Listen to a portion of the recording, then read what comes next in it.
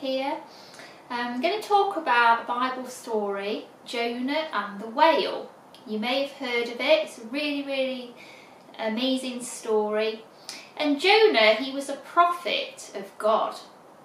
I don't know if you know what a prophet is, but he's somebody who tells other people about God, somebody who gets messages from God, and he used to tell those messages to people. And Jonah was a prophet. And this is the story of Jonah, and it involves a big whale. Look at the picture.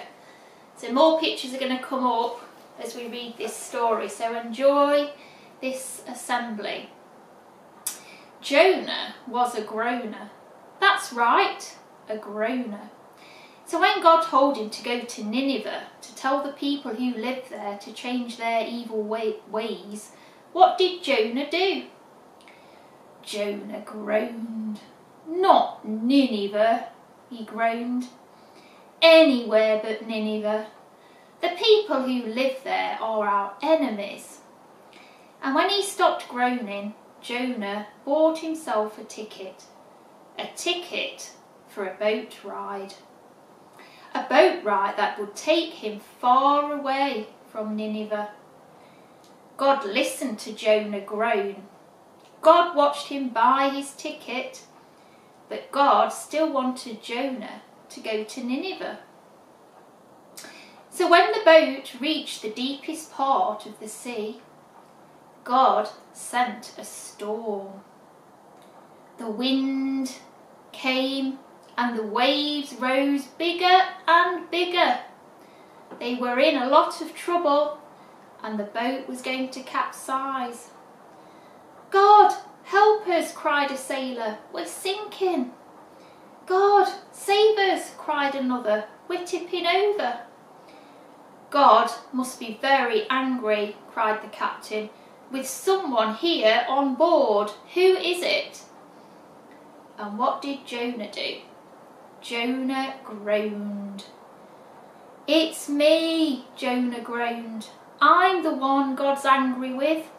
He told me to go to Nineveh, and here I am sailing in the opposite direction. Throw me into the sea and your troubles will be over. God forgive us, the sailors cried, as they tossed Jonah into the water, and almost at once the sea grew calm. Oh dear, Jonah groaned, I'm sinking in the sea. Oh, Jonah groaned, I'm going to drown. Oh my, Jonah groaned again, that's the biggest fish I've ever seen. And before he could groan another groan, the fish opened its mouth and swallowed Jonah up. It was God who sent the fish to rescue Jonah, to give him time to think. He had plenty to groan about, of course. The fish's slimy stomach, the seaweed, and the smell was awful. But Jonah was still alive, and that was something, wasn't it, to cheer about. So Jonah stopped his groaning and said a prayer. I was sinking, Lord, I was drowning, but you saved me. So now I will do whatever you want. 3 days later, the fish spat Jonah up on a beach. And Jonah kept his promise. He was a little bit slimy. He looked a little bit dishevelled, but after he got himself cleaned up, he went straight to Nineveh and told the people that God wanted them to change their evil ways. 40 days is all you've got, he warned them, and if you haven't changed by then, God will destroy your city. Oh dear. The people of Nineveh listened. The people of Nineveh wept. They were sad. Then the people of Nineveh changed. From the king right down to the poorest slave, they decided to do the right things. And what did Jonah do? Jonah groaned again. He sat himself down in the shade of a tree and he groaned. I knew this would happen, he groaned. You are a loving God who loves to forgive, but I still don't like the people of Nineveh, and I wish they had been destroyed. Oh dear. Do you think that was a good attitude Jonah had? Or do you think maybe he should have been a bit more forgiving, like God? Have a think about that. Jonah fell asleep groaning, and during the night God sent a worm to kill the tree that he'd been sheltering by. And when Jonah awoke, he groaned more than ever. A tree is dead, he groaned, and now I have no shade. Oh, Jonah, God sighed, you cry about this tree, but you care nothing for the people of Nineveh.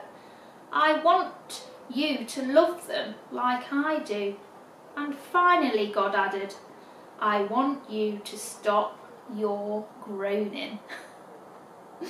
Okay, so sometimes in life we can do a lot of groaning, can't we? A lot of groaning and a lot of moaning.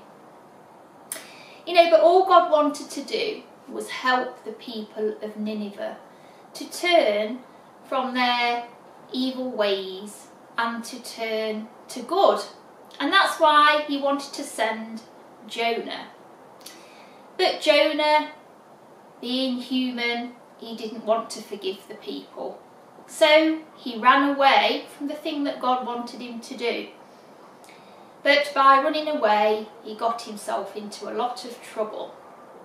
But what this story shows us is that even when we go wrong and we make the wrong choices, and sometimes we do go wrong, but when we pray and when we make things right, that God is still with us and that things can still turn out well if we decide then to do the right thing. And that's what happened to Jonah. He was in a lot of trouble, but God helped him out. And that's like us. Sometimes we get ourselves into a lot of trouble, but God still loves us and he helps us out of that trouble. And as I say, sometimes we can go wrong, but we can always change our ways. So in the end, Jonah did go to Nineveh and he spoke to the people about changing their ways as God wanted him to. And as it was, the people changed their ways because God actually loved the people of Nineveh. But even then, Jonah got annoyed because he didn't want to forgive the people. But we should always forgive and love people, even sometimes when we don't feel that they deserve it, maybe. That can be quite difficult, can't it? But that is God's heart. That's how he wants us to be, to love and forgive. And it's a story about not moaning and groaning. Sometimes we can do that, can't we, in life?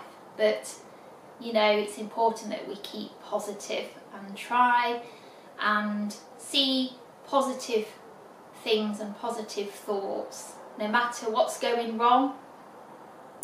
Even if we feel that maybe things should be done differently or whatever, we can think. But we must keep positive. Okay, so I hope you've enjoyed this Bible story and see you soon. Take care, bye!